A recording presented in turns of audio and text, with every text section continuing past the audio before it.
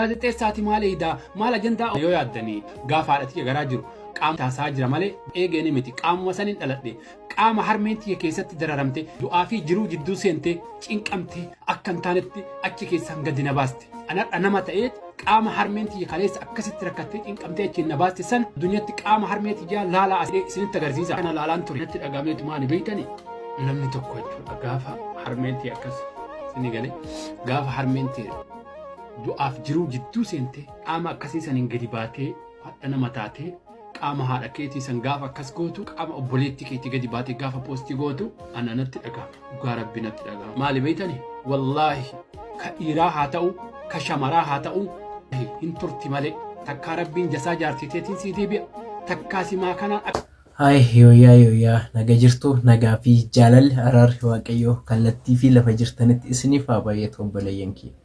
Naga jirtu anis nagadha galata waaqayyoo.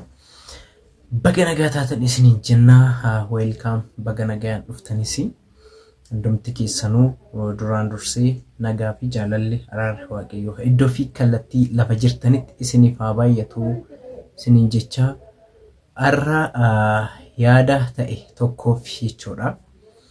Yaada xiqqoo ibsachuudhaafanii wanta keessa kootti na dhagamee fi wanta keessa koo deddeebaa jiru tokko isinitti ibsachuu fi ibsuudhaafanii gara YouTube chaanaalii irraan viidiyoodhaan dhufee jechuudha. Yaannis maalidha yoo naan jettanii wanta samoona kana miidiyaa kanarratti ta'aa jiruu fi miidiyaa kanarratti mul'ataa jiru waan baay'ee nama yaachisuu fi waan baay'ee sammuu namaa dhukkubsuudha jechuudha. Namatti baay'ee sammuu namaatti dhagama baay'ee jechuudha. Namoota baay'ee namoota beekamu baay'ee wanta miira keessa galcheedha jechuudha. Namoota miira galanii fi namoota taphazzaacaan keessaa isaan tokko keessaa ana jechuudha jechuun danda'ama. Anis dhimma kanarratti miira natti dhagamee fi gochaan kun maalidha maal ka ta'e kana akkuma beekamaadha namoota baay'ee bira gahee namoonni baay'een arganii dhagahanii jiru jechuudha. Innaa miirri natti dhagahame kuni maalidha yoo naan jettanii waa'ee mucayyoo qaama ishii qarratsaniiti yookaan kaameraadhaan kaasaniiti wal qarratsaa waliin haasa'uudhaan erga jaalalli isaanii dhumatee jedheen qaama isaanii fidaniitu poostii godhan irraa jechuudha haasa'uu barbaade. Maaliifi anis namni hundumtu namoonni baay'ee yaada qabanii ibsatanii jiru. Yaada qaban dubbatanii jiru. Hundumti isaaniitu jechuudha namoonni baay'een garuu anas wanta natti dhagahame yookaan wanta garaan nyaate tokko dubbachuu barbaada jechuudha. Tokko yaadota kanneen keessaa inni tokko kan fooloo guddifachuuf fidu jira.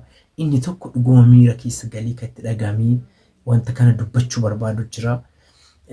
Inni tokko dhuguma kan aareetu miira ofii kan asirratti ibsatu jira jechuudha. Hundumti namaatu yaada ofii isaanii of danda'uu isaanii qabu jechuudha. Yaada kanarratti anillee yaada mataa kiyyaa qaba. Atis hundumti kennaayyuu yaada mataa kennaa qabna jechuudha miidiyaa kanarratti dhugaa jechuun anis yaada natti fakkaate yookiin natti dhagahame tokkorraa yoo dubbadhe gochaan kuni garuu gochoota baay'ee hin agarra gochoota baay'ee hin dhageenna hin ilaalla. Namoonni hagana ajandaa godhatanii hin haasa'an jechuudha. Tokko karaa amantaatiin dogongoree wanta akkanaa dubbata. Tokko barsiisummaa amantaa keessa seenaniiti arrabaan wanta ta'e walarrabsanii miira keessa seenuudhaan walarrabsuudhaan wantoota akkanaa ibsatu jechuudha fidannoo jechuudha. Inni kuni garuu sheemidha dhugaa baay'ee namatti dhagahama baay'ee nama gaddisiisas dhugama garuu wanti kun dogongora guddaadha. Dogongora mucayyoo irraa ka'ee fi dogongora mucaa irraa ka'e jechuudha. Garuu isaan lachuu osoo beekan ta'e osoo sammuu qabaatan ta'eeti danda'anii waan kana fidan jechuudha isaanuu jechuudha. Gini mucichis garuu mucattii caalaan akka gootti mucattii caalaa mucaa caalaas lachuu maaliif yoo jedhee lachuu dogongora ta'e qaban jechuudha. Lachuu dogongora ta'e qaban. Inni waa'ee akkanaa isii hojjechiisee kee qarratsas dogongora guddaa qaba. inni mucayyuu miira keessa seentee waan kana hojjettisi dogongora guddaa qaban jechuudha. Ani akka yaada mucaa jalqaba irratti argitanii abdii jechuudha. Yaada akkasii miira akkasiitiin natti dhaga'amanatis. Maaliifuu dhalli namaa osoo uffata yookiin kafana kana ofirraa hin qabaanneeti kafana kana osoo ofirraa hin qabaanneeti yemir fokkisaadha. Bakka jechuun fokkisaadha. Fokkisoo nama fakkaatanii hin bareedanu nama ta'aniitu hin bareedan bifaa fi kalarii iyyuu hin qabu dhalli namaa jechuudha. Fuula bicha ilaallee bareedina waliin namalee qaama walii osoo waan wal arginu ta'eeti eenyumtuun waliin jaallatu. Yoo akka uumama amantaatis yeroo deebine jalqaba innaa dhalachuu yookiin uumamuu dachiif samiirraa yookaan innaa Aadamiif Hawwaanii yeroo jannata keessaa bayanitti yookiin yeroo iddoo eebbifamuu jannata keessaa Rabbiin yookiin Waaqni jannata keessaa isaan ari'ee baasee jedhutti sa'aatii sanittuu maal godhe Rabbiin akka isaan saalfatanii qaama saalaa ofii arganii isa dhokatan ka argerraan kan ka'e gogaa ofii yookiin baala itti kenne jedha. Baalaan uffatan jedha qaama ofiitu jedha. Garuu dogongorri as keessatti nama tokkoof wanta na fakkaate tokko boruufis har'aafis wanta dubbachuu barbaade tokko maalidha yoo jettanii na gaafattanii namni nama ta'eeti daammanuu qaama ofii sunatti agarsiis jetteeti sideessiti. Abzanya sideessiti jechuun dandeetta. Sideessiti hin saalfatti daammanuu jechuudha. Inni kuni wanta akkanatti fakkaatutti wanta miirarraa ka'edha yookiin jira haasaa keessa miira sitti dhagahamu jira. Haasaa keessa osoo haasoftu osuma taphattu osuma qalladdu osuma wanna jettullee miira sitti dhagamee jira. Miira sana sammuu kan kee qabdeeti dhorkuu qabda. Kufuun qabdu. Waan kan uumee haadha manaa kan kee qofa. Shamara ka uumee fi haadha manaa kan kee akka godhattuuf abbaan dhiiras ka uumee fi akka fuutuuf akka maal jechuun dhalli namaa hin jiraamite waan dhalateefis waan wallaaluu qabu. Yoo dhalate eessa akka deemu eessatti akka dhaabsisu maal akka hojjetu hin beekamartinu jechuudha. Gizee isaa yoo gahee dhiirummaa ofii kan beekullee shamarris gizee yoo gahee shamarummaa ofii kan beektu jiran jechuudha. Maaliifi ama bakkeenya dhiiras taanaanii waggaa 15-16 lufe yookiin 14 illee akka isaa ta'uti miirri itti dhagamu jira shamarraa wal arguudhaaf jechuudha. Miirri itti dhagamu jira. Shamaras taanaanii waggaa 14 booda yookiin 15 booda miira dhiiraa wal arguutti itti dhagamu jira. Kana mootuu kan gargar baasanii isaan sirriitti addaan baasanii miira ofii beekuu danda'anii waggaa 14 booda hundumtu namaatu jechuudha. Kanaafi dogongora kanarratti dogongorri kuni baay'ee akkanatti fakkaatutti anaan baay'ee isaan agarsiisa. Innummaan fuudhee poostii godhe suni sammuu akkamii akka inni qabu waan isaa beeku jechuudha.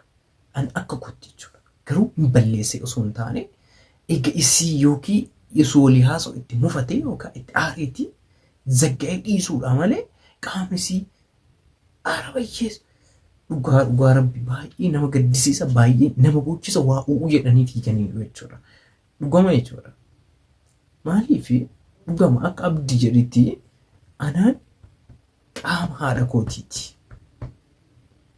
An qaama abbaa kiyyaa keessaan baane yoo dhugama dubbadde qaama abbaa kootii keessaan baane qaama abbaa kootii keessaa as cinaannaqee yookaan hidda akka saayinsiin jedhu hiddoota 300 ol jedha kan ciccitee qaama haadha keenya keessaa kukkunnee yookiin ciccirree baanu jedha saayinsiin.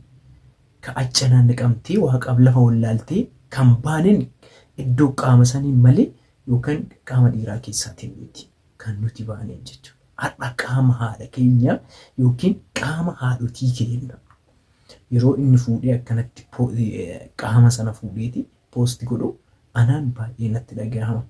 Baay'ee natti dhagahama jechuudha.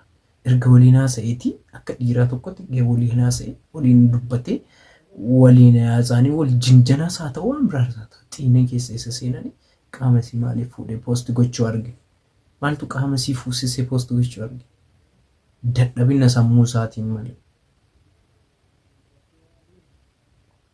Dhugaa anaan akka kootti na boonsisee na gaddisiisas jechuudha. Miira akkamii akka inni qabu, sammuu akkamii akka inni qabu, akkamii akka inni yaadee fidee poosti godhu anaan na gaddisiisa. Miira garuu inni dhara irratti jalqabuma haasaa waliin haasa'u keessattuu dhara cubbuu irratti hojjetuuf yookiin cubbuu ishee irratti hojjechuudhaaf waan kana fide malee, waan kana qarratse malee isii jaalatee miti. Please dhugama isiniin jedha dhiirri keenyas dhiirris taree namni tokkos laalii namni lamas laalii please waa akkanaarraa of eega. Boru waa isiniin gahu waan isinirraan geessu hin beekan. Shamarris waan akkanaarraa of eega. Sammuun keessanii abbaa feetes jaaladhu, abbaa feetes faana jiraadhu, abbaa feete waliinis jiraadhu. Dhiira qaama waa'ee qaamaa yookiin waa'ee miira qaama keetii natti agarsiisi na waliin jiraadhu. Itteessin tinaasoftu waliin waaqarraa fagaadhu. Abadan. Baanatti baay'ee nama gaddisiisa wanti mucoon kun hojjettee fi mucaan kun hojjetanii baanatti asdeeb bakka waa'ee makan asdeeb waa'ee kan sila TikTokiin sila gabaadha raati waan taateef asdeeb waa'ee makana YouTube sen waa'ee kana Facebook sen waa'ee kana maali bakka jechuun wanti tokko ta'ame martinuu miirratti dhagahame ibsata martinuu gadi ba'ee jechuudha. Waan itti dhagahame gadi ba'ee dubbata. Jaalataniiti miti bakka ittiin faradina. Namoonni dhagaatanii namoonni argitanis yamar ittiin faradina bakka. Darbuuti erga ta'ame wanti ta'ame viidiyoon sun dallatamuu qaba. Yoo dallatame gabaabsanii dhiisuudha. Garuu wanti miira keessa nama galchuu qaama fidanii poosti godhan sanaadha. Baay'ee nama gaddisiisa waaqa jibbisiisaadha. Dabraallee as xallalle. Kanaafi hordoftootaa fi kabajamtoota koo garuu dhiifama. Wanta natti dhaga'amee fi wanta bakka keessa kootti na guutee yookiin na cinaannaqu kana dubbachuun qaba kan jedhu irraan kaasee kan fide yaada koo ibsachuu barbaada jechuudha. Kanaafi obboleeyyan koo hundumti keenyaa waan akkanaarraa gocha akkanaarraa of eeggadhaa. Of eegaatii sammuu keessan eeggadhaa. Qaamni keessanii kan lummaa gadi sammuu keessan bira darbeeti miti. Sammuu kan kee gaafa situ sammuu keetiin qaama kan kee ajajuu qaba malee qaamni kan kee sirra darbee sammuu kan kee ajajuu hin qabu. Gaafa ati sammuu kan keetiin qaama kan kee ajajjee qaamni kan kee sirra darbee eessallee hin deemu, eessallee hin naqu. Wanta ati hojjechuu barbaade isa hojjeta malee wanta ati irratti dalaguu barbaade san dalaga malee qaamni kee eessallee sirraa hin deemu. Giddii naqee waan barbaade kamiinuu balleessu jechuudha. Gaafa ati imbii didee gaafati waan san didee san keessaa baatee didee inuma dida waan kamiinuu wanti si dirqamsiisu hin jiru. Kanaaf obboleeyyan kee hundumti keessanuu kan dhuftanis bakka yaada naaf ta'u yookiin yaada ta'uu ibsadha kan jedhu irraan dubbadha jechuudha. Kanaafi nagaa naataa galatoomaa isiniin jedha. Viidiyoo kana yoo isinitti tole like share gochuu hin dagatinaa isiniin jedha. Baay'ee isin jaaladha. Nagaa naa tura.